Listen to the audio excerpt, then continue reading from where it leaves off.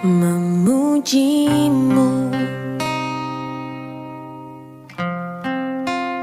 lewat suaraku. Terasa cukup bagiku.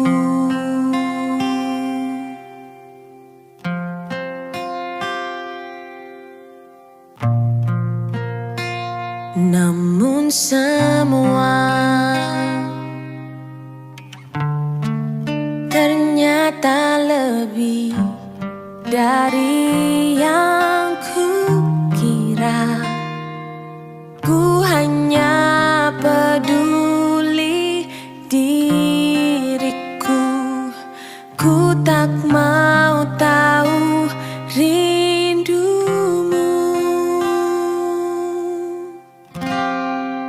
Tak cukup hanya ku bernyanyi, mengangkat suara untuk memuji. Hidup memberi diri kepadamu, itu kerinduanmu. Tak cukup mulut yang memuji, tak cukup mulut yang bernyanyi, melakukan firman-Mu, itulah pujian sejati.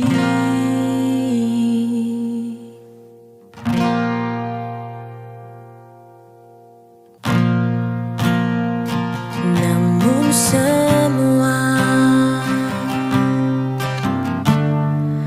ternyata lebih dari yang kukira.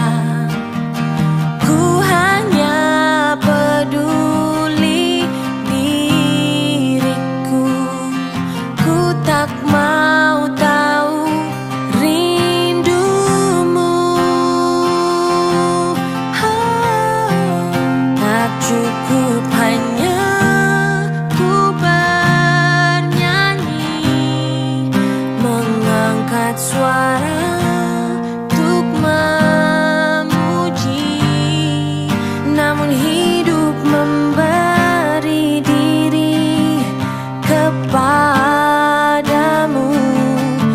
Dalam segenap hidup kami memuliakan Tuhan. Kami mau meninggikan nama-Mu. Bahkan hari ini apapun kami tak punya, tapi kami percaya Tuhan, asal Engkau tidak meninggalkan kami sedikit, asal Engkau tetap berjalan bersama kami.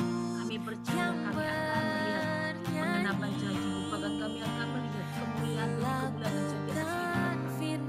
Tuhan, saat ini tibanya kami mau mendengar setiap kebenaran firman. Kami percaya kami adalah anak-anak-Mu. Apapun yang saat ini Kau sampaikan, semuanya itu adalah isi hati-Mu. Dan kami mau melakukan setiap kebenaran firman ini menjadi kekuatan, bahkan menjadi rema dalam kehidupan kami. Saat ini hamba-Mu juga berdoa, Tuhan, sembunyikan hamba-Mu di balik salib. Urapi setiap perkataan hamba-Mu, pewahyuan turun dari ujung rambut sampai ujung kaki hamba-Mu. Apapun yang saat ini hamba-Mu sampaikan, hamba-Mu tidak mengurangi, bahkan tidak menambah apa yang firman yang Engkau sampaikan buat mereka di tempat. Kami percaya Tuhan, setiap firman yang hamba-Mu sampaikan ini Kau perkatakan di atas firman-Mu sendiri. Terima kasih Tuhan Yesus, tutup mulut kami dengan kuasa darah-Mu. Saat ini kami percaya Engkau Allah yang mengasihi kami, bahkan Engkau Allah tidak pernah meninggalkan kami. Terima kasih Tuhan Yesus, haleluya, amin. Terima kasih untuk semua yang sudah hadir pada hari ini. Kita boleh bertemu lagi di Jumat ini.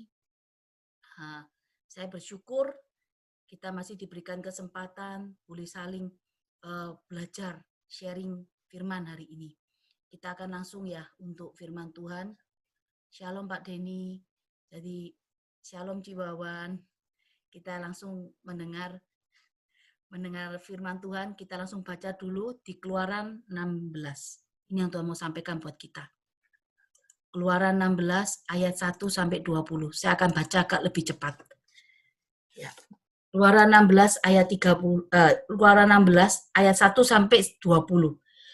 Setelah mereka berangkat dari Elim, tibalah segenap jemaat jemaah Israel di padang gurun Sin yang terletak di antara Elim dan Gunung Sinai pada hari ke-15 bulan kedua, sejak mereka keluar dari tanah Mesir, di padang gurun itu bersungut-sungutlah segenap jemaah Israel kepada Musa dan Harun, dan berkatalah kepada mereka, kalau kami mati tadinya di tanah Mesir oleh tangan Tuhan ketika kami duduk menghadapi kuali berisi daging dan makan roti sampai kenyang. Sebab kamu membawa kami keluar ke padang gurun ini untuk membunuh seluruh jemaah ini dengan kelaparan. Lalu firman Tuhan kepada Musa, sesungguhnya aku akan menurunkan dari langit hujan roti bagimu. Maka bangsa ini akan keluar dan memunguti tiap-tiap hari sebanyak yang perlu untuk sehari, supaya mereka yang kucoba apakah mereka hidup menurut hukumku atau tidak. Dan pada hari ke-6, apabila mereka memasak yang dibawa mereka pulang, maka yang dibawa itu akan terdapat 2 kali lipat banyaknya dari apa yang dipungut mereka sehari-hari. Sesudah itu berkatalah Musa dan Harun kepada seluruh Israel, petang ini kamu akan mengetahui bahwa Tuhanlah yang telah membawa kamu keluar dari tanah Mesir. Dan besok pagi kamu akan melihat kemuliaan Tuhan, karena ia telah mendengar sungut-sungutmu kepadanya, sebab apalah kami ini, maka kamu bersungut-sungut kepada kami. Lalu lagi kata Musa, jika memang Tuhan memberikan kamu makan daging pada waktu petang dan makan roti sampai kenyang pada waktu pagi, karena Tuhan telah mendengar sungut-sungutmu yang kamu sungut-sungutkan kepadanya, apalah kami ini, bukan kepada kami sungut-sungutmu, tetapi kepada Tuhan. Kata Musa kepada Harun, katakanlah kepada segenap jemaah Israel, marilah dekat ke hadapan Tuhan, sebab ia telah mendengar sungut-sungutmu. Dan sedang Harun berbicara kepada segenap jemaah Israel, mereka memalingkan mukanya ke arah padang rumput, maka tampaklah kemuliaan Tuhan dalam awan. Lalu berfirmanlah Tuhan kepada Musa, aku telah mendengar sungut-sungut orang Israel. Katakan kepada mereka pada waktu senja, kamu akan makan daging, dan pada waktu pagi kamu akan kenyang makan roti, maka kamu akan mengetahui bahwa akulah Tuhan Allahmu.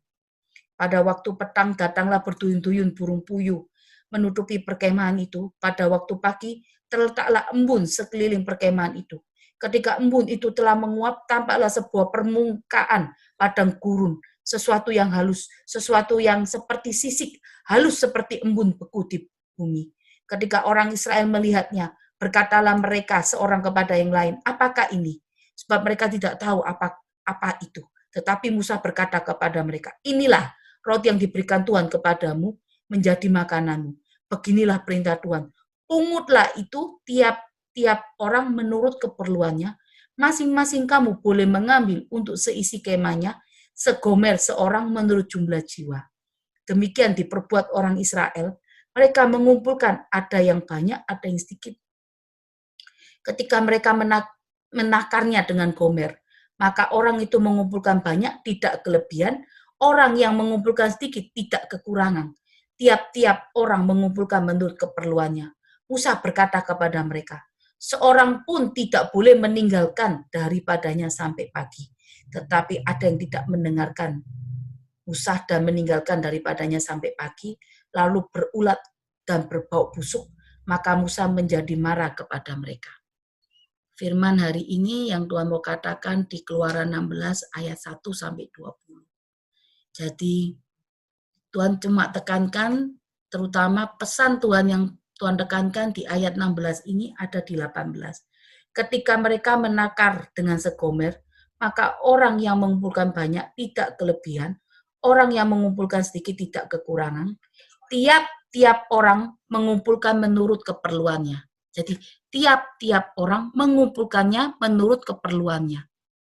Jadi menurut keperluannya, ini yang Tuhan tekankan. Jadi saya cuma mau katakan, firman hari ini saya akan berikan judul, hidup dengan rasa cukup. Kenapa kok hidup dengan rasa cukup? Karena Tuhan sudah beritahu, ketika mereka menakar gomer, orang yang mengumpulkan banyak tidak akan kekurangan, tidak akan kelebihan, dan orang yang mengumpulkan sedikit tidak akan kekurangan. Tiap-tiap orang mengumpulkan menurut kebutuhannya. Ini yang Tuhan mau tekankan.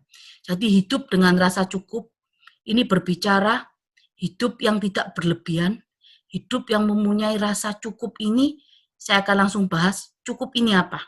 Cukup ini dengan rasa puas adalah sama sebetulnya. Jadi kalau kita misalnya nih ya, dalam hati kita melakukan sesuatu, dan kita merasa puas dengan hasilnya, pasti kita mempunyai pemikiran apa? Wah, cukup sudah. Gitu. Jadi rasa puas dan cukup ini berbicara soal hati. Jadi cukup dan puas ini adalah berbicara soal hati. Bila kita bisa berbicara cukup, berarti kita juga harus bisa menikmati, bahkan berbahagia untuk menikmati hasilnya. Karena banyak seringkali kita ini tidak merasakan rasa cukup dalam kehidupan kita. Kenapa kok saya katakan seperti itu? Karena seringkali kalau orang merasa cukup, orang itu pasti bersyukur. Pasti ya, saudara-saudara. Kalau kita merasa cukup, kita pasti bersyukur loh. Karena Tuhan karena Tuhan berikan itu karena bersyukur pada Tuhan, karena apa? Karena dicukupkan. Karena ada rasa cukup itu. Tetapi kalau kita bersyukur, belum tentu merasa cukup. Ngerti ya? Maksudnya gini, kalau orang merasa cukup, orang itu pasti bersyukur dengan Tuhan. Pasti ya. Kalau merasa cukup, pasti orang itu bersyukur dengan Tuhan. Tapi, kalau bersyukur saja, belum tentu merasa cukup. Kenapa kok saya katakan itu? Karena kadang-kadang besok yang terjadi atau 1 jam lagi tiba-tiba perasaan rasa bersyukur kita kok kurang ya. Tadi seharusnya lebih dari itu Tuhan kasih. Jadi kita bisa berubah. Jadi kalau kita memiliki rasa cukup dulu, dibarengi, dijalani bersama-sama dengan rasa bersyukur, maka rasa cukup itu pasti ada. Kita nggak akan menuntut apa-apa. Tapi kalau kita bersyukur dulu, setelah itu kita baru teringat, wah seharusnya tadi kurang ini dan itu. Berarti rasa cukup itu belum cukup, belum ada. Jadi kita harus mendahulukan rasa cukup itu dulu. Karena rasa cukup ini buat kehidupan kita cukup berarti. Karena kita ini hidup sebagai manusia daging. Apapun yang kita terima hari-hari ini, pasti terasa kurang dalam kehidupan kita. Kenapa kok rasa cukup itu harus bisa ada dalam kehidupan kita? Karena rasa cukup itu bisa menghindarkan kita dalam hidup kita dari hidup di dalam dosa dan penderitaan. Kenapa? Karena rasa tidak cukup itu membuat kita jatuh dalam dosa. Seringkali karena rasa kita tidak cukup, kita akhirnya mengingini sesuatu apa yang orang lain punya. Akhirnya kita jatuh dalam dosa. Karena rasa tidak cukup, kita sering berbohong dengan seseorang untuk mendapatkan keinginan kita.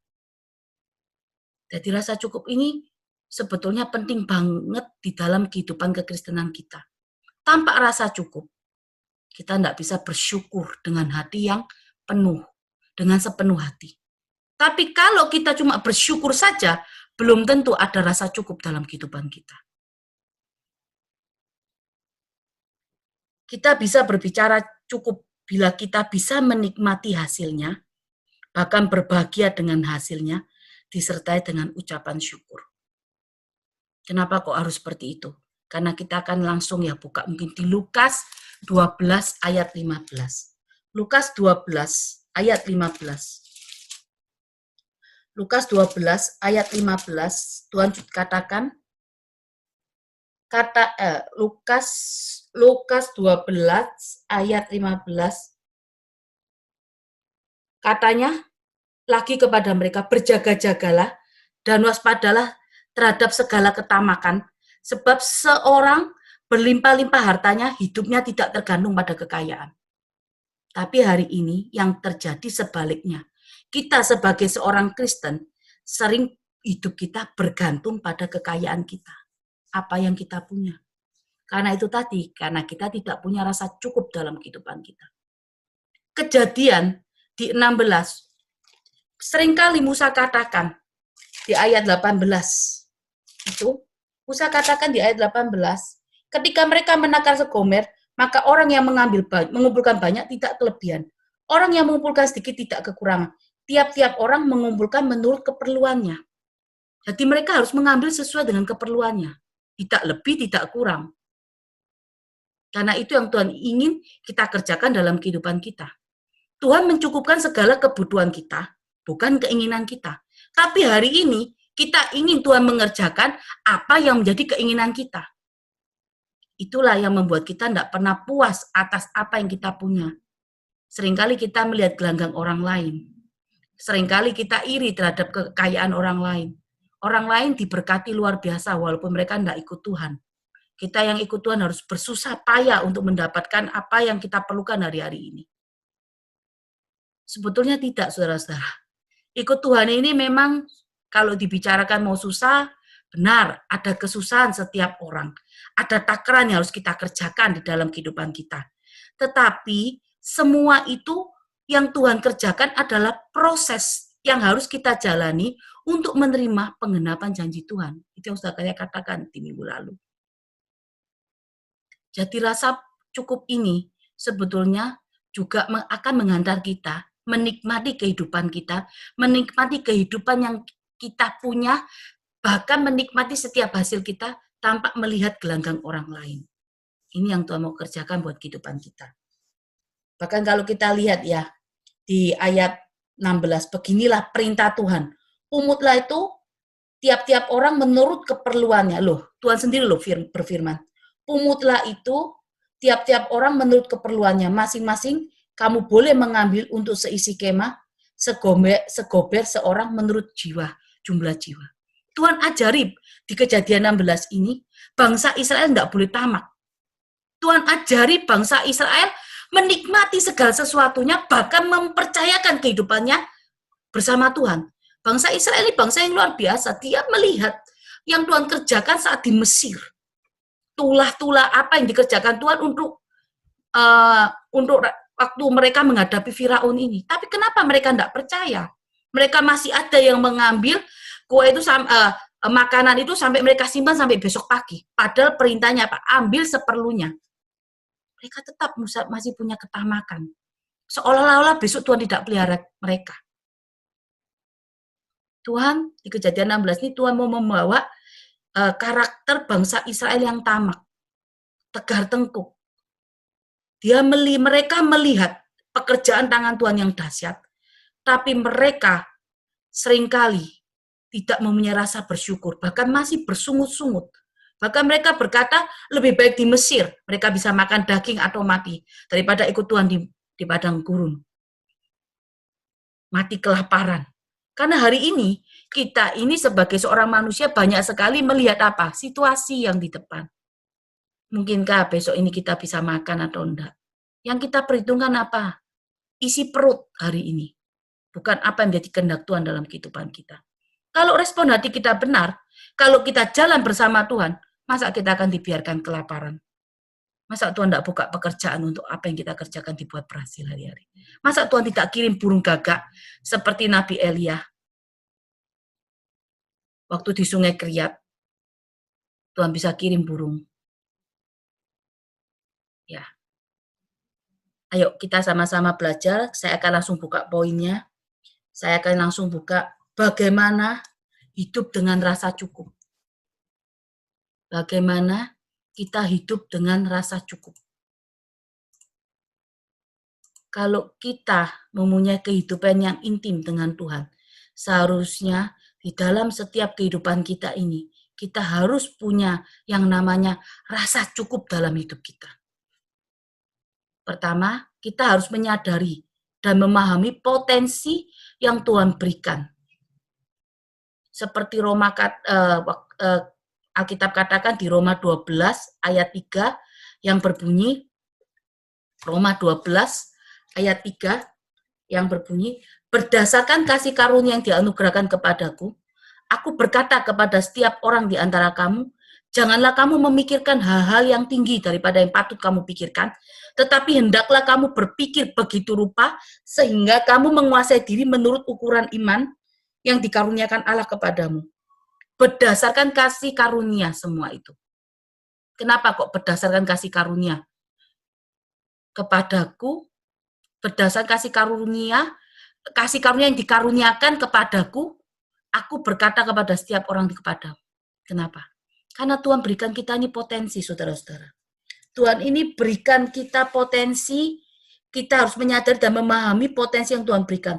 Tuhan berikan kita bakat, talenta. Masing-masing setiap orang berbeda dalam kehidupan kita karena kita diciptakan unik untuk mengembangkan sesuatu yang berguna dalam kehidupan kita.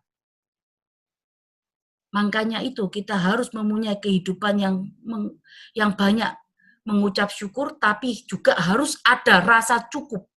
Kalau rasa cukup, pasti disertai ucapan syukur. Tapi kalau ucapan syukur belum tentu disertai dengan rasa cukup. Hanya spontan orang bilang, terima kasih Tuhan pertolonganmu. Besok kalau nggak ditolong Tuhan, atau 1 jam lagi, kalau ingat, seharusnya Tuhan tolong ini ya, Tuhan lebih ini seharusnya. Ya kan? Belum tentu ada rasa cukup kalau saat kita cuma bersyukur saja. Tapi kalau sudah ada rasa cukup, pasti kita akan bersyukur. Itu pasti otomatis akan kita lakukan. Bagaimana hidup dengan rasa cukup? Poin pertama, kita ini harus menyadari, memahami potensi yang Tuhan berikan. Memahami, menyadari ini berarti juga berbicara talenta yang Tuhan berikan buat kita harus mengembangkannya. Harus mengembangkannya, bahkan kita memiliki talenta ini juga ada tujuan Tuhan. Untuk apa? Tuhan tidak mungkin memberikan kita kehidupan kalau Tuhan tidak pernah mencukupkan apa yang menjadi kebutuhan kita. Apa yang bisa kita kerjakan hari-hari ini? Mengembangkan untuk menjadi sesuatu yang berguna dalam kehidupan kita, untuk menghasilkan sesuatu untuk menutupi kebutuhan kita, misalnya uang dengan bekerja apa yang kita bisa kerjakan, talenta yang Tuhan berikan, mungkin masak atau apa, kita kerjakan untuk mencukupi segala kebutuhan kita. Poin kedua yang akan langsung saya bagikan, selalu percaya atas pemeliharaan Tuhan. Kenapa kok saya katakan itu? Ibrani 13 ayat 5. Janganlah kamu menjadi hamba Tuhan, hamba uang.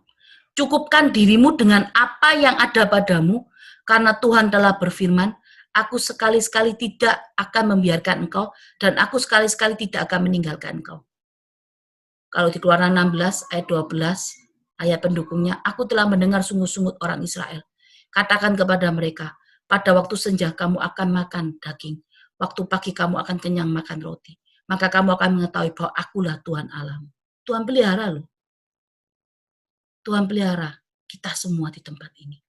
Tapi cuma satu masalahnya. Jangan jadikan kita ini sebagai hamba uang. Cukupkan apa yang ada pada kita hari ini.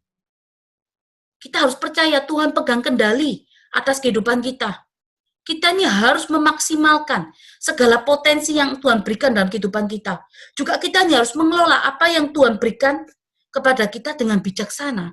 Kalau kita semua di sini berkata kurang, terus kapan cukupnya, saudara-saudara?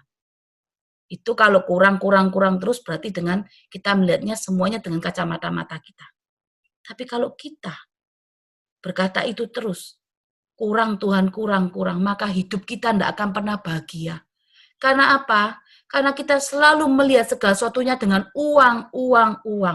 Memang, uang itu menjadi sarana untuk kehidupan kita di dunia. Benar. Tetapi uang bukan segalanya buat kita.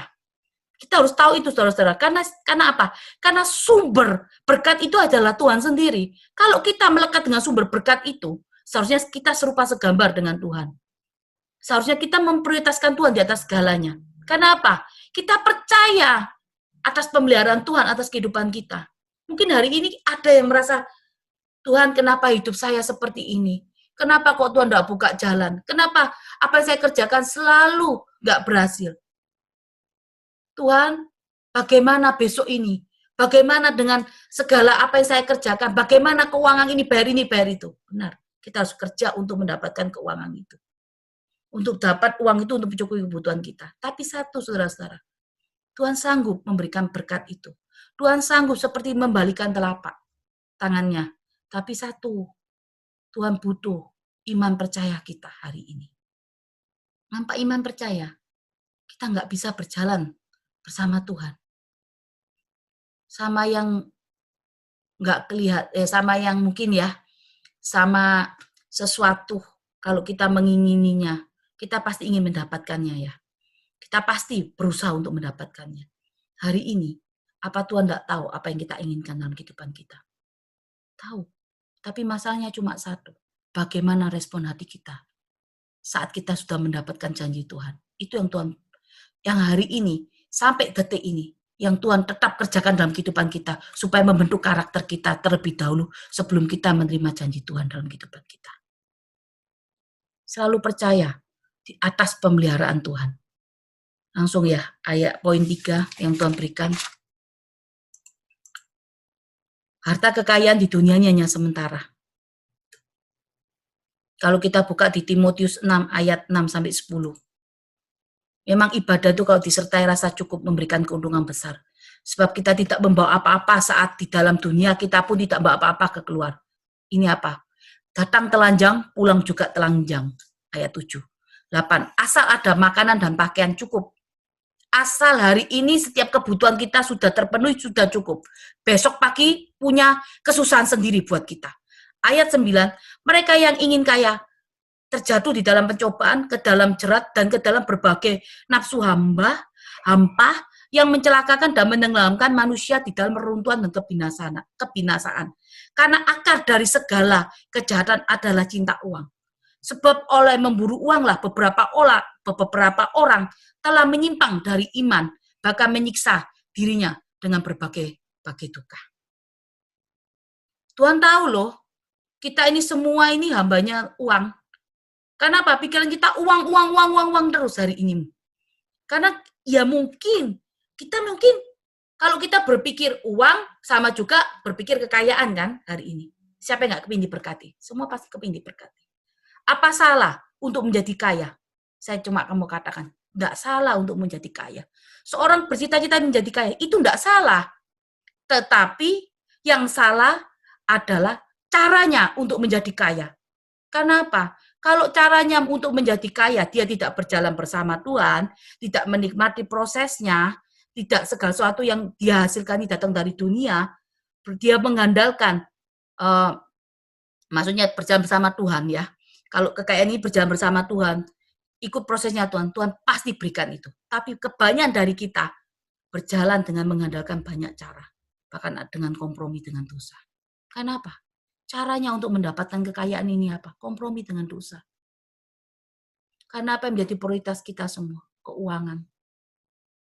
Kita semua tidak bersalah kalau kita kepingin kaya. Semua kepingin kaya. Semua nggak kepingin menikmati proses. Semua kepingin kaya. Tapi yang salah cuma satu, cara kita untuk mendapatkan kekayaan hari ini.